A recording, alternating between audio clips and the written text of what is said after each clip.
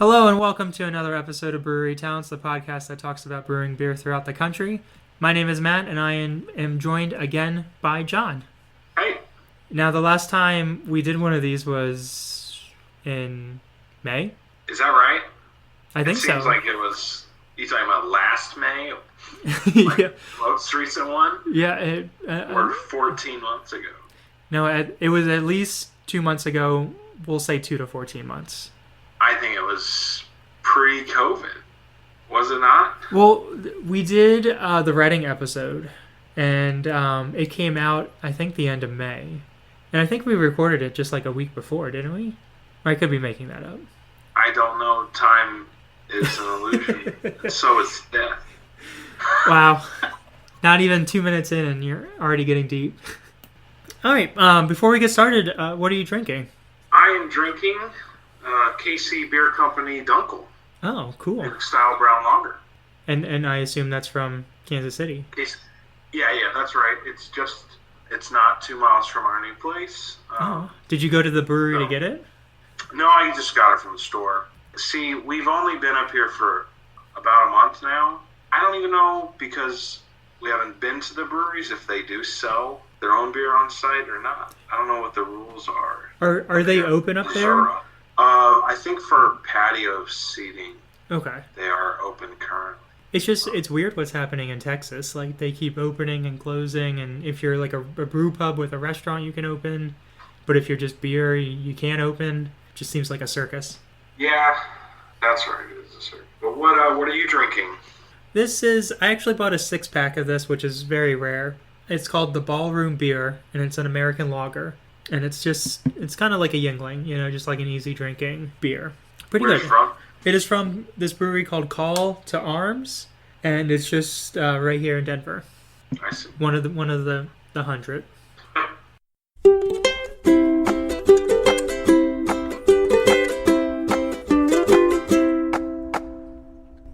Thank you for listening to another episode of Brewery Towns. If you want to learn more information about this episode or any episode, please visit our new website at brewerytowns.com or like us on Facebook and Instagram. If you would like to support us even further, please visit our Patreon account at patreon.com/brewerytowns, where you can join our monthly membership clubs, where you can receive a sticker or glass from a brewery around the country. And as always, we appreciate all the support that you all have been giving us. And now, back to the episode.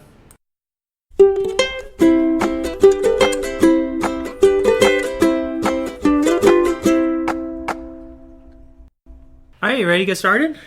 Yeah, let's do it.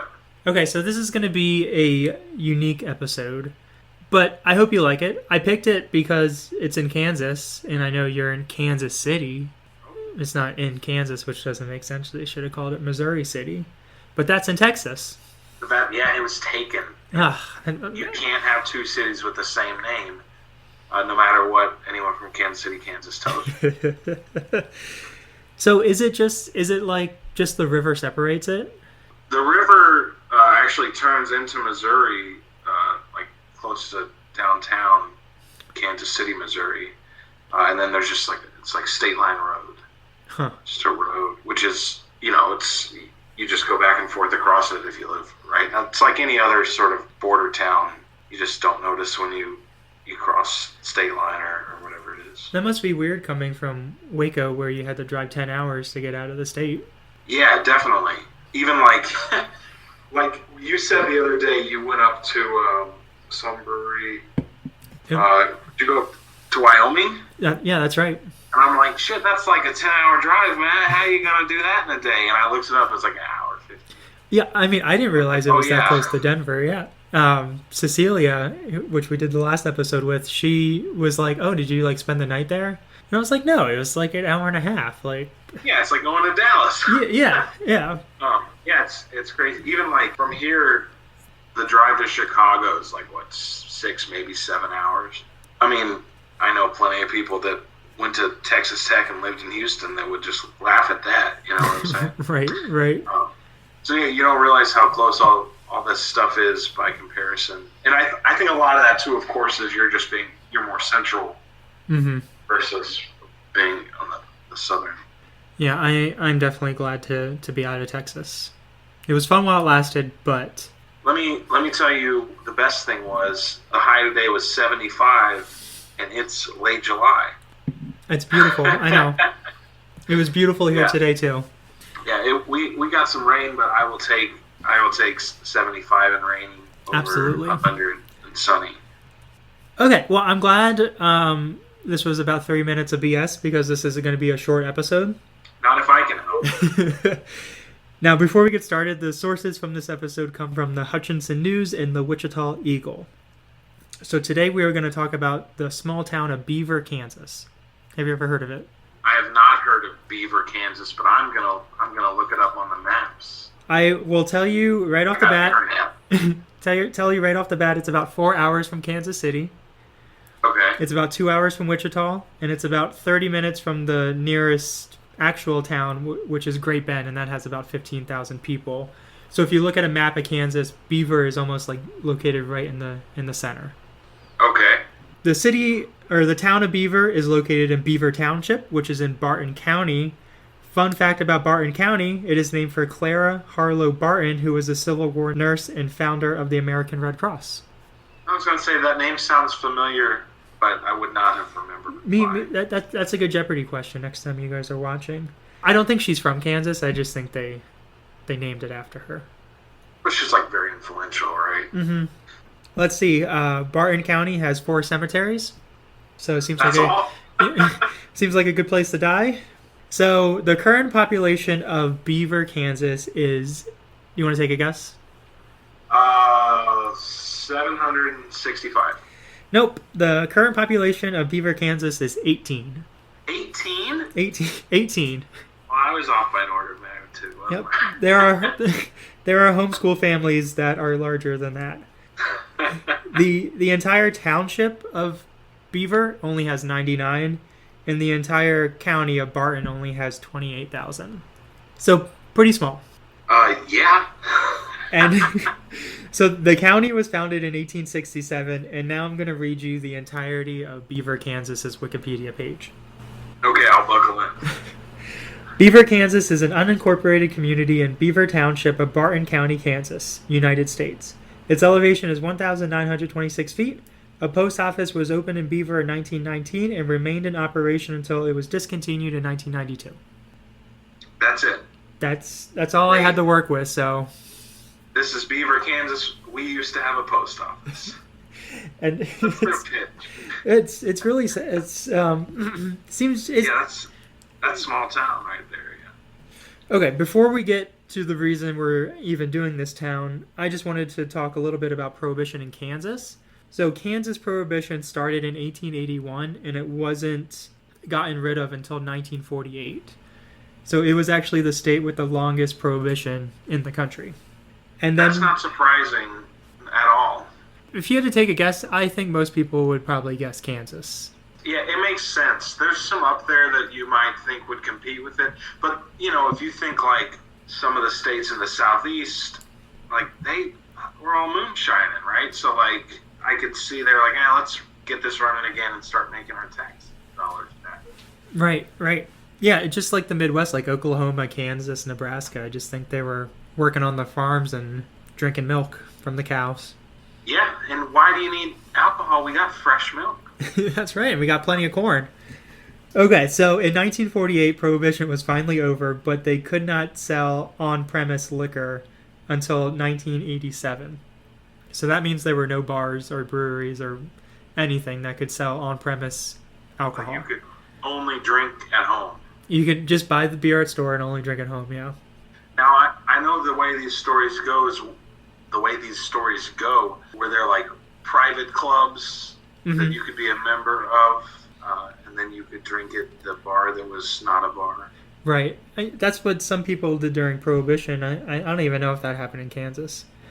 I assume so. I think that was very, especially to get around not being able to, sell liquor. That was very popular to have, oh no, this is just like a private party that you can get a ticket to for $5. Right. Let's see. And then as of April 2017, which we're talking about over 3 years ago, I couldn't find any newer information, Prohibition was technically not amended yet in Kansas. So the 18th Amendment was prohibition, and then the 21st Amendment got rid of prohibition. But in Kansas, they technically never followed the 21st Amendment. I don't know why. They just don't say okay because they're already, not even following it. But legally, it's still in the binding.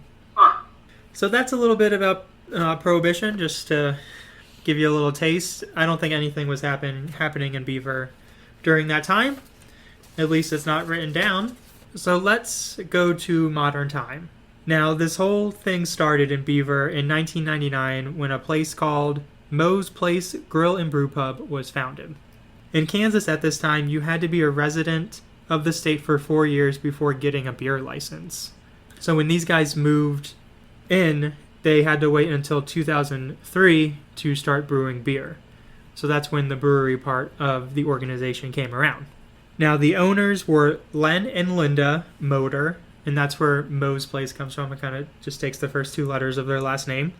And I see. It wasn't Moe Motor. Moe Motor. maybe that's... Well, maybe they have like a cousin or something. Yeah, it sounds like their son or like their dog. Yeah, their dog. So they... naming a brewery after a dog is a good call. A lot of people just put dogs on their logos for the breweries. I think it just gets people to come in. Everyone loves dogs. Yeah, everyone does love Especially dogs. when you're drinking. Yeah. Yeah. Lord knows Tex has been to a lot of breweries. Sometimes I almost get pissed off when breweries are not dog friendly. Just bring your dog in anyway. I can dress him up like a little ugly human. That would work. You should try it. Maybe it already has. Okay, so Len and Linda left corporate America, which was Silicon Valley, for a smaller community feel. Len was from Hoisington, which is about 15 minutes away, and they they owned a cafe called Big L and L's.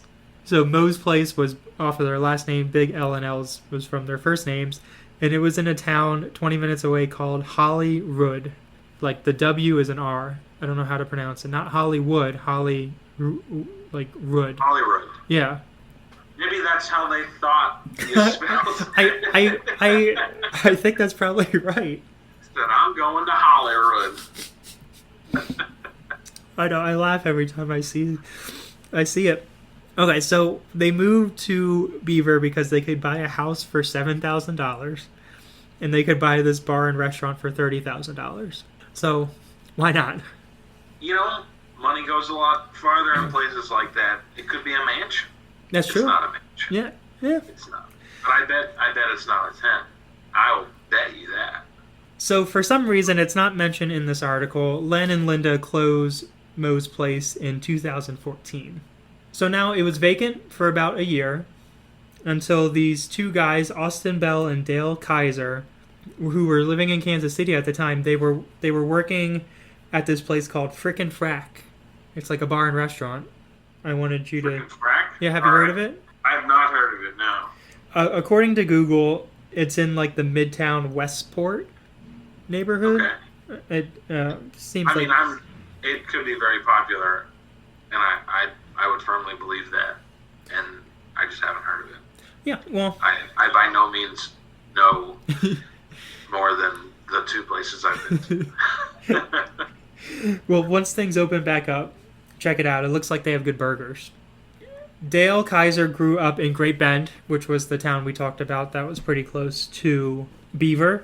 Austin Bell's grandmother was living in Hoisington at the time, so another shout out to Hoisington, Kansas. I know we have a lot of listeners there. Sure do. All 7 of them. So this whole second phase of this place started when Austin visited his grandmother at Moe's Place. And the grandmother was like, oh, come to this brewery and have a drink with me and we'll get together. And the guy was like, what are you talking about? Like, there's no brewery in frickin' Beaver, Kansas. Like, it was probably, if my grandmother was like, oh, come to a brewery, I would be like, it's a bar, Grandma. Like, it's not a brewery. But when he walked in... You idiot. Sorry, Grandma. Grandma, what do you think you know things? I love you. Please give me another Christmas present this year. So when he walked in, though, Austin's grandmother was sitting in front of a flight of beer that was brewed at Moe's place. So he was like, oh shit, this is really a brewery? And then when they closed, they took it over. So they bought this place, but because it was sitting vacant for a year, they had to fix it up a lot. So the first winter that they were in town, they actually stayed in Austin's parents' RV. And they said that they only had a little heater in there. And I assume the plains of Kansas get pretty cold in the wintertime. But they bought the bar for about $60,000, and most of that was just to buy like the building and the equipment. But some of that was lessons to teach them how to brew because they were just bartenders and cooks. They weren't actually brewers. So Len actually gave them 2 lessons for each beer. And so that's how they started brewing beer. Oh, Len taught them how to do it? Yep. Len and maybe Linda was involved too. I'm not sure. Well, sure. I just mean the same folks that were selling. Right, so maybe that was like part of the sale clause. Like, if you're going to buy this, you're going to have to brew beer here, and I'll teach you. That's interesting. Now, did you say why Lynn and Linda sold? I did not. It didn't say in the article, and maybe they were just focusing on their place in Hollywood. I'm not sure. You can't say without laughing. I can't. It's just a really ridiculous name. They bought this, they opened it up, and if you look at a picture of this, they have like the tablecloths on the table that look like a picnic style, but like they're that material that you can just like wipe off. You know, it's kind of like that like thick vinyl stuff. Huh? So it looks kind of funny. And then the chairs they have look like chairs that you would have like at your church's like event space, if that makes sense. They probably got them from the church. Yeah. Well, there's 4 cemeteries in the county. I'm not sure how many churches there are. Probably like 17. There's probably more churches than people. Okay. Yeah, well, you know, everyone gets their own. True. So that was a really convoluted backstory. But the product that I wanted to highlight is Elm Street Porter, and it got a 3.89 on Untapped, which is pretty good. Yeah, that is a good score. And it's Elm Street, you said? Elm Street Porter. Elm Street Porter, and it's named after a street in the town. And I know you're interested, so I'm going to do it right now. Is it named after the street, Elm Street? Elm Street, yep. And make sure I followed. Yep, and I am just, for the heck of it, going to name all the streets in the town of Beaver. Well, there's Elm. Elm, Ash, Oak, Vine, Main, 1st, 2nd, and 3rd. That's not very many. No. I could be missing some. That was just based off Google Maps, so don't quote me on that. But let's see. Oh, and they sold this Elm Street Porter for only $3 a pint. Can't find that anywhere. I know. And yeah, you should look up the food for this place too, because the burgers look pretty good. So it looks like a place you go to get a good burger, some French fries, and drink a couple beers. So I think we would like it there. All right, I'm gonna look it up. There's not many photos existing, and their Facebook is not pretty accurate. But people, I see the picture of the inside. Yeah, I could get drunk there. Right, I think a lot of people would. It looks like it reminds me of like a small seafood joint in Kemah, Texas. Do they have the same type of tablecloths? Yeah, just like the feel of it, you know. Mm-hmm. Which it's probably there's one of these in every town you've been to, of like the little restaurant hole in the wall that's got some good ass food. You know what I'm saying? Right, and this one was just special because they brewed their beer there. Right. Yeah. In the article, they talk about the crowd that they got. So they claimed that drinkers from about a 60-mile radius came, and they would do something called a country cruise. And that was when you would go out to the countryside of Kansas and just kind of hit all the breweries and the little towns out there. Oh, yeah? And there's actually, like, pretty many breweries within, like a 1.5-hour radius from Beaver. So that was surprising to me. Yeah, I mean, it's like you said, it's the middle of Kansas. There's a whole lot of small towns. That is interesting, and it's curious that, if many can stay open for an extended period of time. I know. That's what we were talking about in the last episode with Casper. They have like 5 breweries there, and it's not like people drive through Casper. Like if you're going to go to Casper, you're planning on going there. So it's just interesting that such a small town can support 5 breweries. Right, sure. So the end of the story comes in 2019, last year, and without much warning, Beaver Brewery at Moe's Place closed. I know. I was going to tell you to go there. Excuse me, I'm getting a little emotional. I was going to tell you to go there, but it was actually sold, so a new place has it, and I think you're going to like this name, Miller Time Bar and Grill. Well, that's apropos. I think Now, I don't know for so- sure. Oh, go ahead. I was gonna say, I noticed it's Miller Time Bar and Grill. Are they still planning on brewing, or is it now just a bar and grill? See, I don't know because it's just a bar and grill, so I don't think they're brewing there. So maybe the guys took the equipment with them and started and Sure. are planning to start somewhere new. It didn't state. That is the brewing history of Beaver, Kansas. Definitely the shortest history, one of the shortest histories that we've done. Probably is going to be the smallest town that we ever do. If anyone knows of one that's smaller, please let us know because I'm really interested because they claim that this is the smallest city with a brewery in Kansas, and they said perhaps the country. So there's really no place that. If you're the smallest city of anything in Kansas, let's assume you're the smallest city. It's true. I mean, just 18 people. So the brewery to people ratio was 1 to 18. No, I mean maybe, right? I guess technically it's possible That there's a smaller city. that that there's a smaller city. I guess, and even now they're off the map. It's got to be somewhere else now, I know someone else has the claim, and they might not even know it really. right? Well, John, I hope this episode makes it to air. I don't have high hopes. Neither do I. I just thought this was a really interesting story. And, thanks for sticking in there and making it seem like a real episode when people look at the time. You're welcome. And that was another episode of Brewery Towns.